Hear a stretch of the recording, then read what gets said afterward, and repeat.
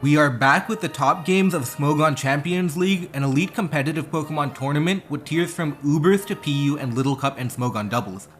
As usual, we start off with OU, and we have the return of the BASEDLORD himself, CTC. CTC is probably one of the more famous Pokemon Showdown players, but he has not played in a big tournament in over a year. Both players are using relatively balanced teams, with Watashi's main offense being Choice Specs Tapu Lele, and CTC's main offense being Choice Banded Kartana. CTC's Kartana plus Heatran core is pretty deadly because Kartana is countered by Corviknight, but Heatran feeds off of Corviknight. Toxic Magma Storm Heatran is threatening and can slowly but surely rack up damage versus Pokemon like Rotom Wash and Landorus. Watashi is able to get Tapu Lele in position to throw off a powerful Psychic and does huge damage to Gastrodon. And now, going to Weavile on Psychic is an obvious play because it's clearly Choice Specs Tapu. So Watashi predicts the Weavile switch, but CTC predicts the predict and just uses Recover with Gastrodon. Instead of potentially getting a KO, Tapu Lele did nothing. Later in the game though, Tapu Lele does pick up a Psychic KO versus Dragonite, and CTC went for the same predict the predict approach, but this time Watashi just Psychicked again, even though Weavile could have switched in. Then, CTC pulls off one of the most legendary sequences, the quadruple double switch. Rotom Wash and Corviknight are both important defensive Pokemon for Watashi, and they both can heal HP with Pain Split and Roost respectively. When it's Heatran versus Corviknight, CTC switches to Kartana predicting Rotom Wash, and when it's Kartana versus Rotom Wash, he switches to Heatran predicting Corviknight. This racks up Stealth Rock damage while also preventing a chance to use a recovery move. It's a very uncomfortable situation for Watashi because both Pokemon are important and it would be insanely risky to leave in Rotom Wash versus Kartana for example. Finally, on the 5th switch, CTC goes for the attack instead of switching again, but Corviknight is now able to heal, although Rotom Wash is still low. Heatran is now the best Pokemon in the game because Rotom Wash and Landorus are both weak. Watashi sacrifices Dragapult to Heatran and then goes Landorus, and CTC loses the Heatran to Landorus' Earthquake. He predicted Stealth Rock, but 100% health Heatran was the best Pokemon in the game. It matches up well versus Corviknight, Tapu Lele, and Weavile, and he already did the hard part of getting Rotom Wash and Landorus weakened. He didn't have to stay in and make a predict. Heatran could have switched out and come back later. And all of a sudden losing Heatran completely changes the game because now he doesn't have anything to beat Corviknight. Weavile and Kartana, his last two attacking Pokemon, can't beat physically defensive Corviknight, and to add insult to injury, Tapu Lele's Moonblast was only really stopped by Heatran. Skarmory doesn't have a special defense to stop Lele.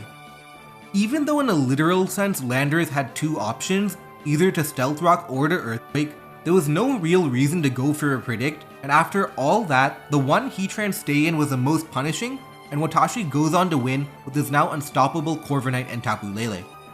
For our next OU game, we have Insult versus Blunder, both top 5 players in the power rankings, and Blunder is using a pretty offensive team, while Insult is using a balanced team with Choice Scarf Tapu Lele.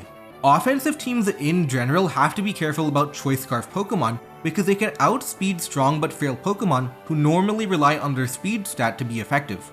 In the early game, Blunder uses his Adamant, Life Orb, Rillaboom and maneuvers his way into knocking out Mandibuzz. But then Insult, who's using the uncommon Choice Specs Heatran, strikes back and knocks out Nihilego with Flash Cannon. Garchomp then knocks out Heatran on a predict, and in 3 turns we see 3 Pokemon faint, and Tapu Lele is ready to start showing its face again. Heatran's a switch in, but only barely. Instead of keeping Heatran around, he uses it to taunt Slowbro and then goes into Mew to go for the win. Mew can be any moveset in the world and that makes it terrifying, especially when you're taunted and can't use a move like Toxic or Thunder Wave. Mew can be anything from Nasty Plot to Dragon Dance and can hold any item from Lumberry to Colbur Berry or even Weakness Policy. Insult has no choice but to go for Scald Burns, and it turns out that it's Dragon Dance leftovers Mew.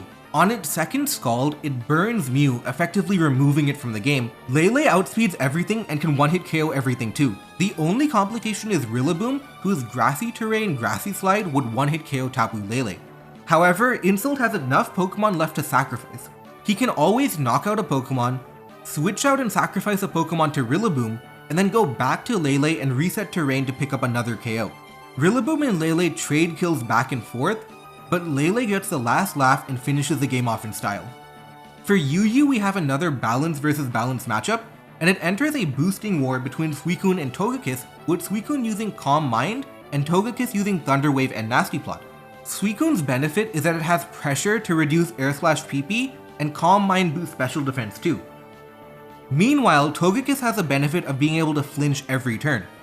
It's going to come down to critical hits, and every time Togekiss can deny Suicune a chance of moving, it's good for them.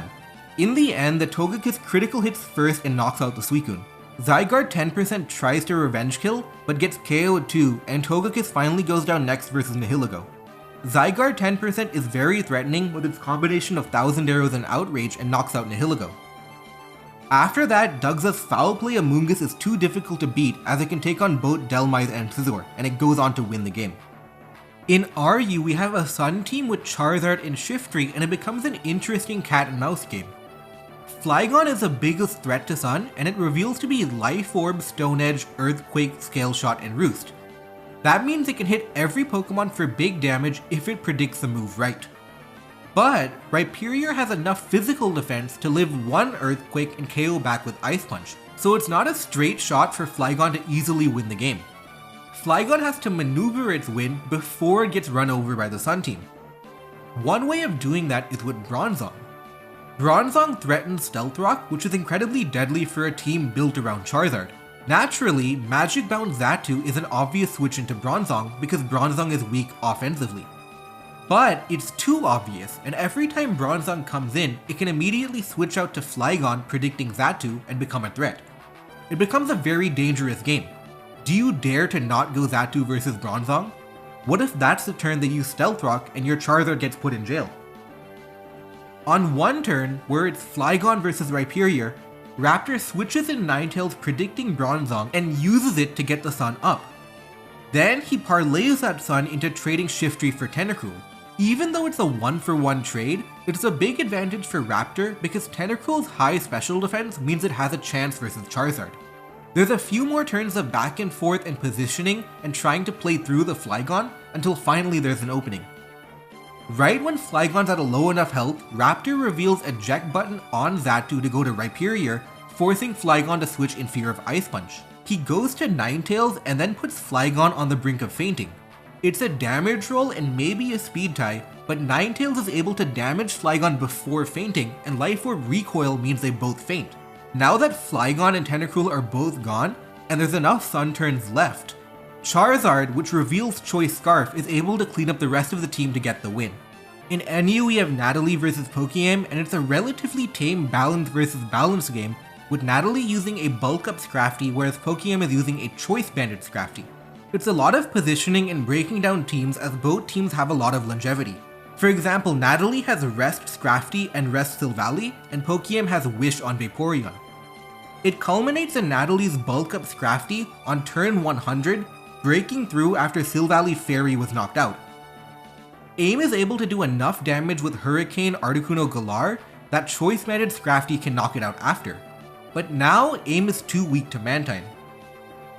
Mudsdale gets a double protect to barely stay alive versus Mantine, and then gets off a Toxic on the Mantine.